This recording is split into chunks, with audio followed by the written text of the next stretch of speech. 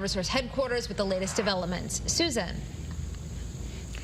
Stephanie, people are upset. They're faced with some pretty big bills right now. As for Republicans calling for a special session, Democrats say it's just political, especially with just 2 months before November's election.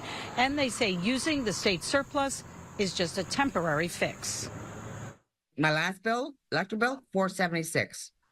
And the one before that was $306. Carol DiRienzo is sharing her frustration, something a lot of Eversource customers can relate to these days. We have heard from plenty of unhappy customers, and so have lawmakers. Republican leaders have sent yet another letter to Governor Lamont calling for a special session.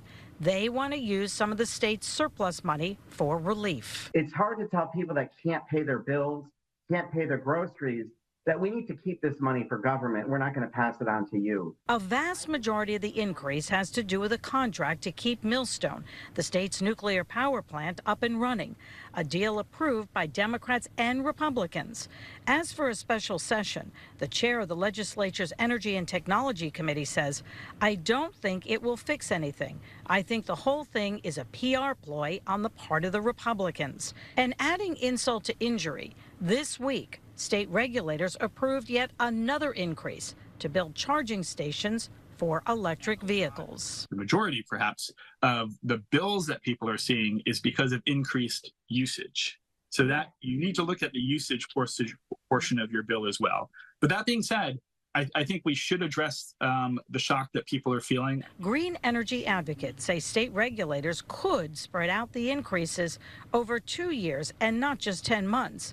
But Eversource says customers would have paid a larger total overall by spreading the costs out over the next 2 years. And even when this increase is paid off in the next 10 months, Connecticut will still not have what it needs most, and that is a long-term energy plan, which Democrats and Republicans need to be working on. And today, unfortunately, some more bad news. The state's wind power plant, which will provide clean energy, well, that's going to be delayed for another year. We are live in Berlin tonight. Susan Raff, Channel 3 Eyewitness News.